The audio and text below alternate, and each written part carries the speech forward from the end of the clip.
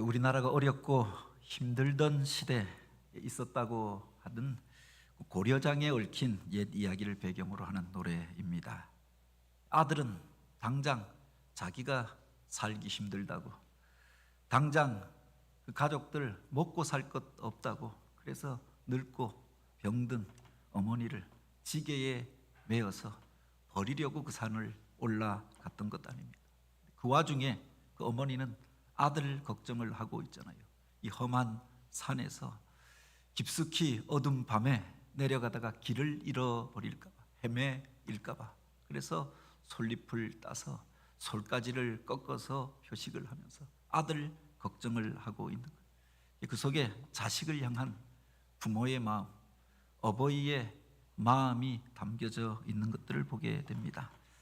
오늘 우리가 읽은 사무엘하 18장에 보면은 그렇게 부모의 사랑을 배신하고 오히려 그 아비를 죽이겠다고 달려드는 그 자식을 향한 안타까운 아버지의 이야기, 그 아들의 이름을 부르면서 통곡하며 그 아들을 위하여서 걱정하는 아버지의 이야기를 또한 기록하고 있습니다.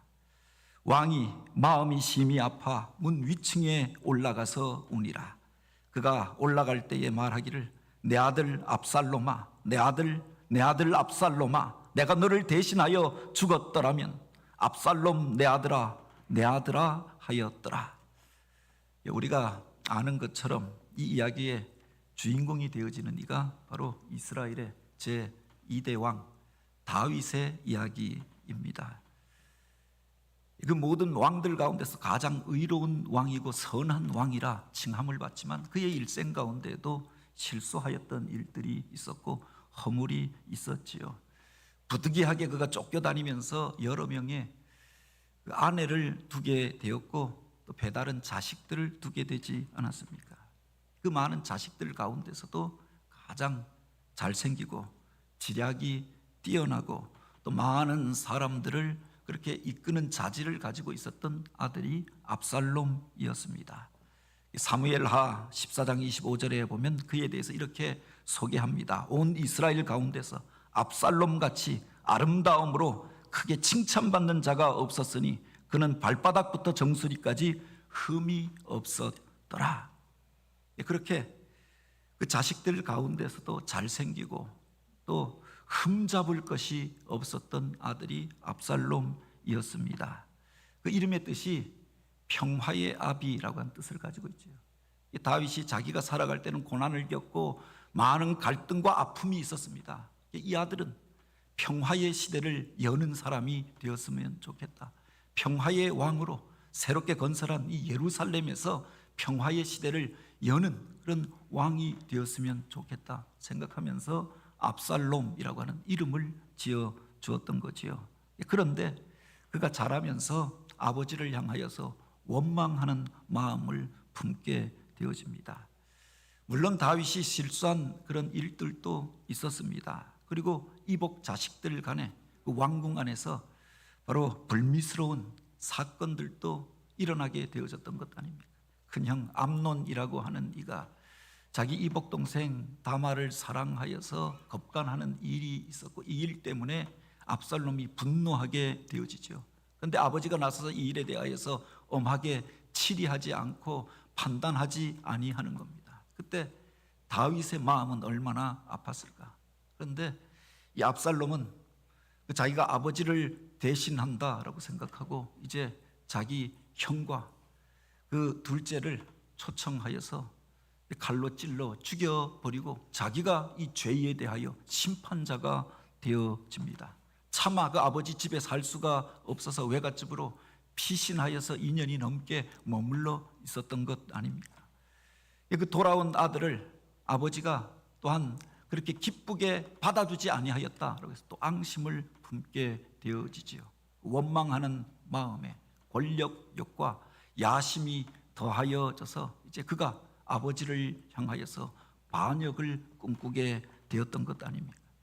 스스로 재판장이 되어져서 백성들이 그 앞에 나오는 것들을 자기가 가로막고 서서 백성들의 마음을 훔치는 일을 하였다라고 하였습니다. 자기가 마치 왕이 된 것처럼 그 일을 판결하고 백성들에게 인기를 얻고자 합니다. 아버지 모르게 군대를 준비하여서 4년 동안 반란을 계획하고 또 준비하여 가잖아요. 그리고 이제 아버지를 대항하여서 반역을 일으켰던 겁니다. 아버지를 죽이겠다고 아버지가 있는 왕궁을 향하여서 군사를 몰고 쫓아옵니다. 차마 그 아들과 싸울 수가 없어서 그 아버지가 예루살렘을 떠나서 한밤중에 피신을 하게 되어졌던 것 아닙니까? 아버지가 떠난 그 왕궁에 들어와서 아버지의 시녀들과 후궁들을 능욕하는 이런 폐륜까지 저지르게 되어집니다. 결국 불가피하여서 이 다윗의 군대와 압살롬의 군대가 마지막 전쟁을, 최후의 일전을 벌이게 되었던 겁니다. 다윗은 이 전쟁에 나가지 아니하고 이 전쟁의 소식을 기다리잖아요. 만약 다윗의 군대가 패하면 그도 아들의 손에 죽어야 하는 운명이었습니다. 안타까움으로 전쟁의 소식을 기다리다가 결국 자기 아들 압살롬이 죽었다라고 하는 이야기를 듣고 그가 그 문루에 올라가서 다른 백성들은 승리를 기뻐하고 찬양하는데 바로 그 성문 위에 루에 올라가서 통곡하며 울면서 그렇게 말하였던 것 아닙니까? 내 아들 압살롬아, 내 아들 압살롬아, 차라리 내가 너를 대신하여 죽었더라면 압살롬 내 아들아, 내 아들아. 그 속에서 새삼 아들을 향한 그 아버지의 마음, 어버이의 마음을 우리가 생각하게 되잖아요. 자기를 죽이겠다고 달려드는 아들입니다. 그 어머니가 귀찮다고 산에 버리려고 가는 아들도 있잖아요. 그런데 그 부모는 그 자식을 향하여 그렇게 행하지 않더라라고 하는 겁니다. 그가 왜 그 성루에 올라가서 통곡하며 울게 되어졌습니까? 자신을 배반하고 대적하였던 아들이지만 그가 자기의 아들이었기 때문에 포기하지 않고 끝까지 사랑하고자 하였던 것. 이게 바로 부모의 마음이었다라고 하는 겁니다. 10손가락 깨물어 안 아픈 손가락이 없다라고 하지만 그 모든 자식들, 우리 부모님들을 보면은 자식이 여럿이라도 그 아들 하나 다 사연이 있고 그렇게 귀히 여기고 그 아들 손자까지 어떻게 이름을 다 기억하십니까? 그래도 그 아들 하나하나 다 기억하고 귀히 여기는 게 부모의 마음이지요. 그 자식 가운데서도 또한 더 귀히 여기는 아들도 있더라라고 하는 겁니다. 다윗에게 자식이 많이 있었지만 그 중에서도 그가 더욱 사랑하였던 아들, 특별한 이름을 지어주었던 이가 압살롬이었습니다. 내심 그를 자기의 후계자로 생각했는지도 모르겠습니다. 특별한 사랑을 붓고 정성을 다하여 키웠던 아들이었습니다. 그가 그 형제들을 죽이고 왕궁을 떠나 있을 때에도 밤마다 다윗이 그를 그렇게 그리워하였다라고 해요. 차마 표현하지 못하고 자기 형제를 죽이고 갔으니 이 일에 대하여 생각하면 참담하기 이를 수가 없지만 그 아들마저 잃어버릴까 봐 어떻게 하지 못하고 안타까움으로 그 아들을 그리워하는 그것을 알고 바로 그 부하였던 요압이 가서 아버지의 마음을 전하고 그래서 압살롬을 다시금 왕궁으로 데려왔던 것 아닙니까? 그런데 그 아들은 왕궁에 돌아와서 이제 아버지를 향하여 앙심을 품습니다. 자기를 기쁜 낫으로 대해주지 않는다. 한상에서 아무 일 없었던 것처럼 그렇게 여겨주지 않았다라고 생각하여서 그 마음속에 분노가 부릴 듯 일어나면서 복수를 계획하잖아요. 그리고 그 왕권을 찬탈하려고 반역을 일으켰던 것 아닙니까? 차마 그와 싸울 수가 없어서 그래서 그가 예루살렘을 버리고 한밤중에 그 신발이 벗겨진 것도 모르고 황급하게 나갔다라고 하였습니다. 진짜 급해서 그래서 야반도주하면서 신발도 벗겨진 채 갔다고 생각할 수도 있지만 그 마음이 황망하였던 거죠. 전쟁을 하려고 하면 싸움을 하려고 하면 진지에서 자기 본거지에서 해야 하는 것 아닙니까? 이순신 장군이 24전 전승을 거두면서 단 한 번도 패배하지 않았던 이유가 바로 여기에 있죠. 적들을 당신의 본거지로 싸움을 할 수 있는 자리로 당신이 지세와 그 모든 것들을 다 준비하여 놓았던 그곳으로 끌어들여서 전쟁을 하였던 겁니다. 그래서 승리했던 것 아닙니까? 전쟁을 하려고 하면 예루살렘 성에서 해야 했던 거지요.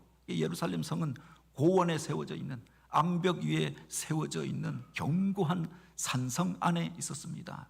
그들이 밑에서 올라오면 전쟁하기 가장 유리하였던 것, 그렇게 군사가 있고 준비되어졌던 것이 예루살렘이었습니다. 그런데 그가 그 왕궁을 버리고 차마 아들과 싸울 수가 없어서 한밤중에 황망한 마음으로 신발이 벗겨진 것도 모르고 그 성을 그렇게 떠나서 예루살렘을 버리고 떠나게 되었던 것 아닙니까? 피치 못하여서 이제 다윗의 군대가 저들을 가만둘 수가 없습니다. 대오를 정비하고 싸우러 나아갑니다.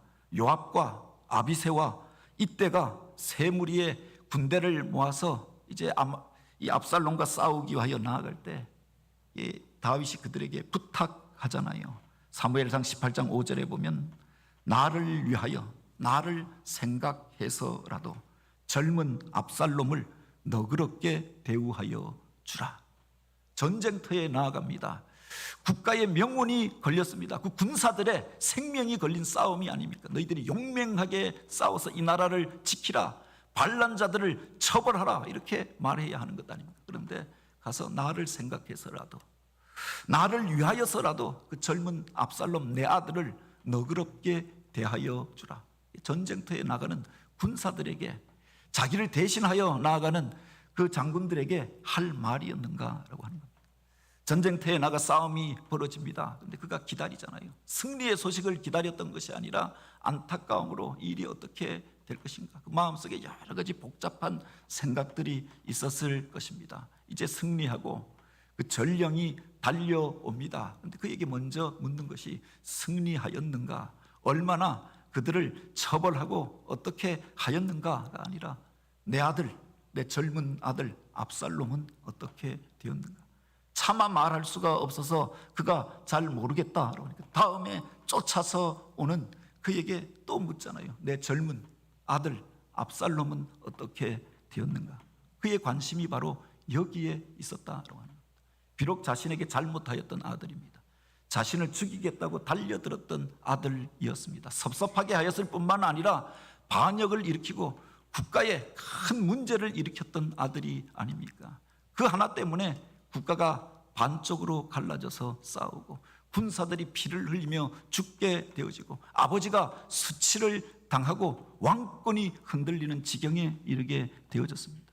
물론 인간적으로 생각하면 당장에 우리가 무엇라고 말할 수도 있겠지요. 그러나 돌아서서 후회하는 게 부모가 아닙니까? 자식이 명백하게 잘못했습니다. 그래서 회초리를 들고 때릴 때도 있지요. 그런데 돌아놓고 나면 괜히 그랬나, 내가 잘못한 것 같아서 밤잠을 자지 못하고 후회하잖아요. 언젠가 어렸을 때 우리 아이에게, 그때는 부모로서 또 제가 뭐 그렇게 따로 부모 교육을 받은 것들이 없었기 때문에 또 혈기도 지금보다 더 많이 있어서 아이가 잘못하였을 때 그렇게 엄하게 매를 들고 때렸던 적이 있습니다. 나이가 들고 나니까 이게 10년이 지나고 20년이 되었는데도 미안한 겁니다. 그래서 우리 아이들에게 언젠가 또 물어봤다고 하는 것 아닙니까? 그때 내가 너를 그렇게 심하게 때렸던 적이 있는데 기억나냐? 어떤 것이 아이들에게 상처를 남긴다라고 하니까 행여나 상처를 남겼을 것 같고 묻잖아요. 아무 기억도 없고 그 생각나지 않는다라고 하는 겁니다. 그래서 얘가 진짜 잊어버려서 그렇게 생각이 안 난다고 하는 것이 다 덮고 가는 것인지, 잘못하여서 때렸지만도 후회하고 밤잠을 이루지 못하고 10년이 지나고 20년이 지나서도 마음에 남겨져서 후회하는 것이 부모가 아닙니까? 자기를 죽이겠다고 달려드는 그 아들이었지만 그 아들을 포기할 수 없어서, 그래서 그 아들이 살아오기를 기다리고 그 아들이 그 일을 통하여 오히려 깨닫고 온전한 자로 회복되어서 쓰임받기를 원하는 것, 포기하지 않는 그 부모의 마음을 이곳에서 우리가 보게 되지 않습니까? 누가복음 15장에 보면은 그 둘째 아들이 아버지의 유산을 달라고 나와서 아버지에게 이야기합니다. 아버지가 피땀 흘려서 젊은 날 고생하여서 쌓았던 재산이 아닙니까? 그런데 그 아들이 아버지를 죽은 사람 취급하잖아요. 유산이라고 하는 것은 죽은 다음에 물려받는 것 아닙니까? 남겨진 것이 있다고 하면은 그 자녀들에게 돌아가게 되어져 있는 거지요. 그런데 아버지가 멀쩡히 살아 있는데, 멀쩡히 생업을 행사하고 있는데 아버지에게 와서 아버지 유산을 나에게 달라, 죽으면 줄 것 일찍 달라 요구하는 겁니다. 이 얼마나 폐륜적인 말입니까? 그런데 그 아들을 잃어버릴 수가 없어서 그래도 설득하다가 결국 자식에게 지는 게 부모잖아요. 이 재산을 정리해서 그 아들에게 유산으로 먼저 주었던 겁니다. 뻔히 경험이 없고 허랑방탕하게 쓸 것을 다 알고 있었지만 바로 그 아들이 그토록 원하니까 그에게 필요한 것들을 주었던 것 아닙니까? 아들이 재산을 가지고 이국 땅에 나아가서 허랑방탕하게 다 사용하여 버리고 탕진하여 버립니다. 아버지가 피땀 흘려 모았던 것 그렇게 불과 1, 2년 만에 다 없애 버렸습니다. 그런데 그 아들을 기다리잖아요. 그 아들이 행여나 타국 땅에 나가서 배고프고 살지는 않을까, 사람들에게 손가락질을 당하며 그렇게 고생하지는 아니할까, 떠난 이후에도 그 아들을 걱정하는 겁니다. 거렁병이가 되어져서 그 모든 것 다 탕진하고 돌아오는 그 아들, 다른 사람들은 알아보지 못하고 외면하고 모두가 잠들어 버린, 아무도 생각하지 않는 그 시간, 아버지는 그 먼 동군역을 향하여서 아들이 돌아올 그날을 기다리고 있어요. 문 열어놓고 언젠가 그 아들이 돌아올 터인데, 실패하여 돌아오든 아니면 성공하여 돌아오든 내가 가장 먼저 맞이하리라 기다리다가 아직 그 상거가 뭔데, 거리가 뭔데, 동군역에서 들어오는 그 아들의 모습을 알아보고 달려가서 그를 끌어안고 울잖아요. 그리고 그 집에서 가장 좋은 것들을 내어서 입히고 또 잔치를 배설하고 그렇게 기뻐하는 아버지의 모습을 기록하고 있지 않습니까? 아버지의 재산을 탕진한 아들입니다. 아버지 마음에 상처를 주고 떠나간 아들입니다. 그러나 포기할 수 없는 것이 바로 그가 내 자식이기 때문에 사랑하는 것, 이게 바로 부모의 마음이 아닙니까? 언젠가 인터넷 뉴스에서 보았는데, 명절을 지나면서 자식들끼리 함께 모여서 그 형제들끼리 갈부림이 나게 된 이야기를 기록하고 있는 겁니다. 그것도 어머니 서로 모시지 않겠다고, 모처럼 명절에 형제들이 모였습니다. 아마 어머니를 모시고 있는 그 형제 집에 다른 형제들이 왔겠지요. 근데 그가 늙고 병든 어머니 모시는 게 힘들다. 그래서 내가 장남이니까 내가 모셔야 하는 게 아니라, 내가 둘째인데 셋째인데 내가 왜 모셔야 하느냐, 아니면 돈을 내놓으라. 그러면서 형제들끼리 싸움을 벌이게 되었던 겁니다. 그러다가 그중에 혈기 있는 이가 칼을 들고 나가서 자기 형제를 찌른 겁니다. 명절에 같이 모여서 어머니 앞에서 어머니 모시는 문제 때문에 싸움이 일어나서 칼로 찌르고, 그것 때문에 그 형제들이 병원에 그 경찰서에 끌려가서 조사를 받는 거지요. 어머니가 와서 울면서 통곡하면서 아이들을, 자녀들을 탄원하는 겁니다. 나 때문에 이렇게 되어졌다고, 내가 오래 살아서 아이들에게 부담을 주었기 때문이라고, 내가 많은 것을 물려줬으면 저들이 편하게 살았을 터인데 물려줄 것도 없고 부담만 주어져서 저들이 그래서 싸우게 된 것이라고, 나 때문이라고, 나를 벌해 달라고. 자식은 부모 모시기 싫다고 그것 때문에 혈기를 내고 싸우고 돈 내놓으라고 그렇게 악다구리를 하는데, 그 부모가 자기 때문에 이렇게 된 것이라고 자녀들을 위하여 탄원하는 것, 이게 어버이의 마음이 아닙니까? 그 속에서 우리를 향한 또한 하늘 아버지의 마음을 우리가 다시금 생각하고 묵상하게 되길 원합니다. 당신의 형상으로 가장 아름다운 모습으로 우리를 지으셨습니다.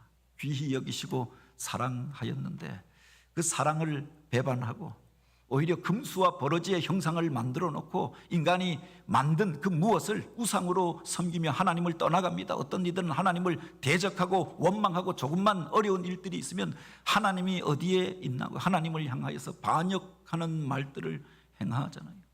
그 자식, 당신의 자녀들을 포기하지 아니하시고 이 땅 가운데 찾아오십니다. 그들의 친구가 되어주실 뿐만 아니라 바로 그 모든 죄악과 허물을 짊어지고 십자가를 지시고 골고다 언덕길을 올라가시잖아요. 그 위에서 자기를 향하여 조롱하는 그들을 향하여서 울면서 저들의 죄를 저들에게 돌리지 마옵소서. 온몸에 물과 피를 다 쏟기까지 사랑하였던, 당신의 모든 것을 내어주셨던 하늘 아버지의 사랑을 우리 어버지의 사랑을 통하여서 우리가 다시 한번 생각하는 주일이 되길 원합니다. 뿐만 아니라 여기에 보면은 자식의 잘못까지도 자기의 잘못으로 돌리는 부모의 모습을 보게 되지요. 물론 다윗은 허물이 있는 인간이었습니다. 하나님 마음에 합한 자라라고, 그 의로운 왕이라라고 했지만 그도 인간이었기 때문에 젊은 날 실수하였던 일들이 있었습니다. 또 여러 그렇게 아내를 둔 것으로 인하여서 이복 형제들 간의 갈등도 일어나게 되어졌던 거죠. 그들 안에 형제들끼리 비비린내 나는 싸움이 일어났을 때 다윗이 이래 바로 개입하지 못하였던 이유가 바로 여기에 있었던 거지요. 나 때문에 저들이 이렇게 싸우는 것이 아닌가, 이 가정에 이런 불행이 일어난 것이 아닌가, 스스로를 자책하면서 그 자식을 향하여 엄하게 다스리지 못하는 다윗의 모습을 보게 됩니다. 다른 것은 그렇게 엄하고 결단력이 있고 국가를 다스릴 때에는 그 무엇보다 그렇게 투철했던 카리스마를 가지고 그 나라를 이끌어가던 그가 그 가정의 문제에 관하여는 약하여져 있었던 것들을 보게 되지요. 차마 그 자식들을 향하여 매를 들지 못하고 엄하게 하지 못하고 치리하지 못하는 그의 모습을 보게 됩니다. 그리고 그 책임을 자기에게 돌리잖아요. 차라리 내가 죽었으면 좋았을 것을 그렇게 이야기하고 있는 것 아닙니까? 우리 부모님들 이야기들을 들으면 그렇잖아요. 자식이 공부 안 해서 자기 원하던 대학에 못 들어간 겁니다. 그것 때문에 자기가 침체에 빠져 있고 그것 때문에 아이가 길을 펴지 못하고 사는 걸 보면 부모가 자신을 자책하는 겁니다. 내가 더 좋은 학원에 보내주지 못해서, 더 많이 투자하지 못해서 내 아들이 그 학교에 못 간 것처럼 자신을 자책하는 겁니다.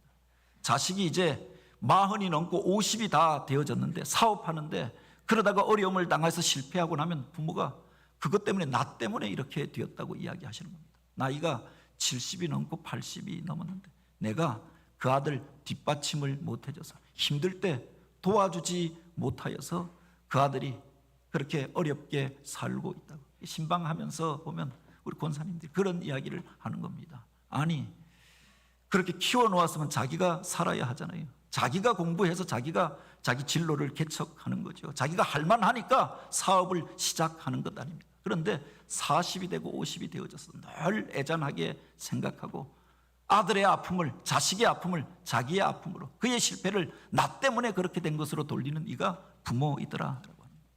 더하여 여기에 보면은 자신의 생명보다 자기가 가지고 있었던 명예나 또는 권력이나 자기의 소유보다 그 자식을 더 귀히 여기는 부모의 마음을 우리가 깨닫게 되어지죠.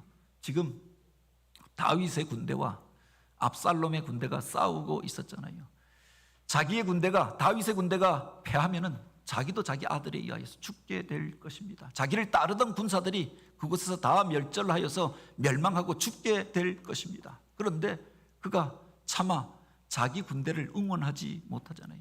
그곳에서 소식을 기다리는데 이겼느냐 졌느냐가 아니라 내 아들 압살롬은 어떻게 되었느냐, 그의 관심이 여기에 있었다. 차라리 내가 죽었더라면, 이게 부모의 마음이었다라고 하는 겁니다. 나는 그래도 살 만큼 살았다라고 생각되어질 때, 젊은 압살롬은 앞날이 촉망되어지던 아들이었는데, 똑똑한 아들이었는데, 버릴 것이 없는 아들이었는데 그가 죽어버리면 어떻게 하나. 그래서 내 모든 것들은 다 잃어버릴 것처럼, 다 소용이 없는 것처럼 생각하면서 차라리 내가 죽었더라면, 그렇게 말하는 것이 부모더라라고 하는 겁니다. 물론 뒤에 보면 바로 그의 장수였던 요압이 와서 이것 때문에 오히려 다윗에게 항의하잖아요. 그러면 우리가 이 전쟁에 나아가서 죽는 것이 옳습니까? 당신 아들을 살리자고 우리가 패하는 것이 옳습니까? 왜 이 전쟁에서 승리한 날 함께 기뻐하고 그 백성들을 향하여 수고하였던 병사들을 위로해 주어야 할 날 왕이 그들 앞에서 통곡하고 우는 것입니까? 이게 합당한 일입니까? 물론 합당하지 않은 일이었지요. 그럼에도 불구하고 통곡하고 울 수밖에 없는 것이 다윗의 마음이었다라고 합니다. 내 아들 압살롬아, 내 아들 압살롬아, 차라리 내가 너를 대신하여 죽었더라면. 그의 그런 부르짖음 가운데, 그의 눈물 가운데 우리를 향한 부모님의 그 사랑을 우리가 다시 한번 기억하기를 원합니다. 그 모든 것을 다 내어주고서 해서라도 그것을 부족하게 여기면서 나 때문에 그 자식이 잘못된 것처럼 오늘 우리가 부모를 향하여서 압살롬과 같이 행하고 반역하고 대적할 때에도 포기하지 아니하고 끝까지 또 그를 향하여 기도하고 기다리는 그 부모의 마음을 우리가 다시 한번 묵상하는 주일이 되길 원합니다. 제 자신에 대하여 이야기할 때도 사실은 목사로서 이렇게 설교하지만 자랑할 것이 없고 내세울 것이 없는 사람이지요.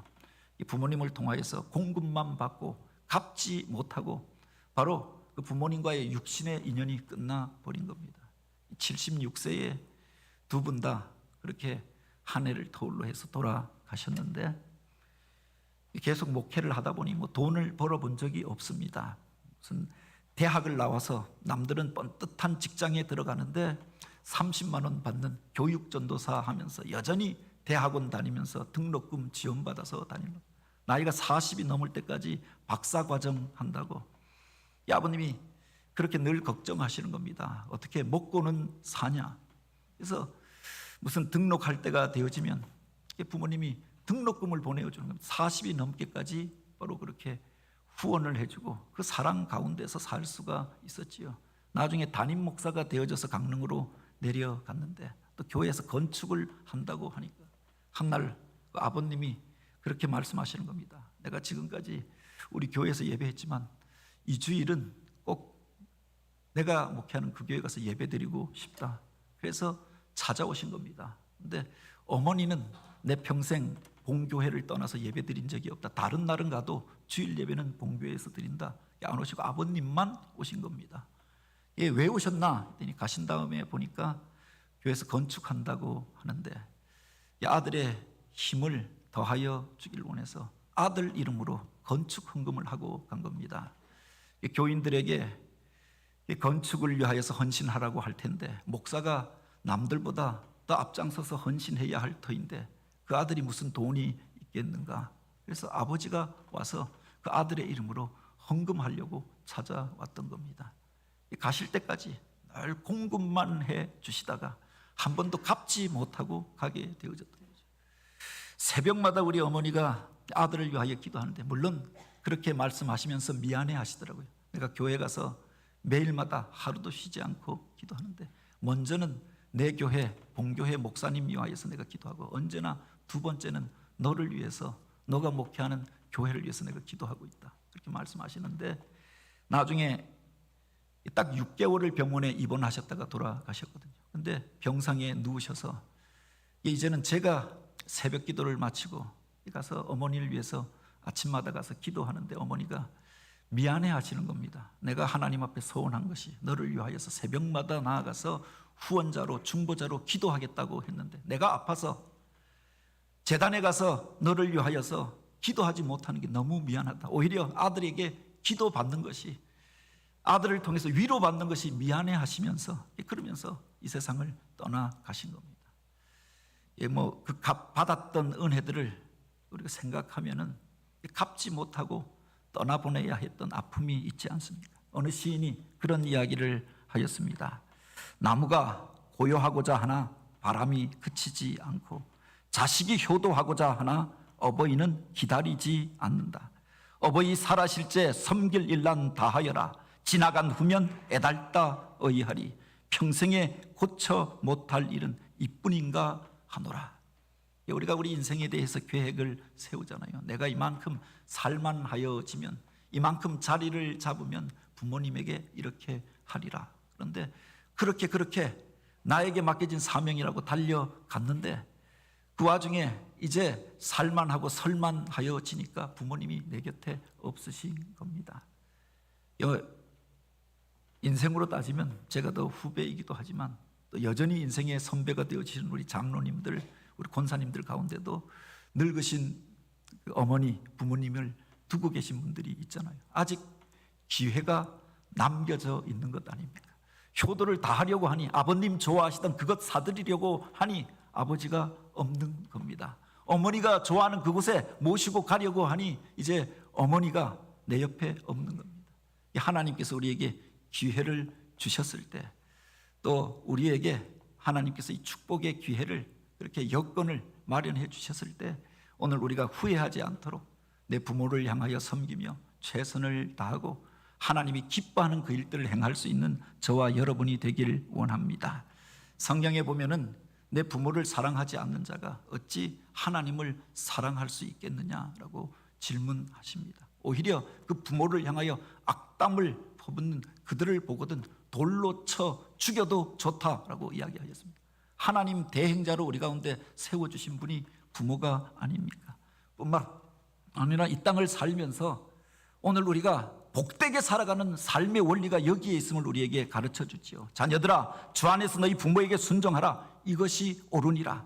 내 아버지와 어머니를 공경하라. 이것이 약속이 있는 첫 계명이니 이로써 내가 잘되고 장수하리라.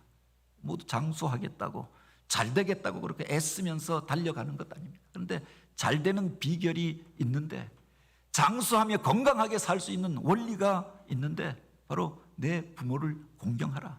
바로 그에게 하나님께서 복을 주시겠다라고 약속하시지 않았습니까?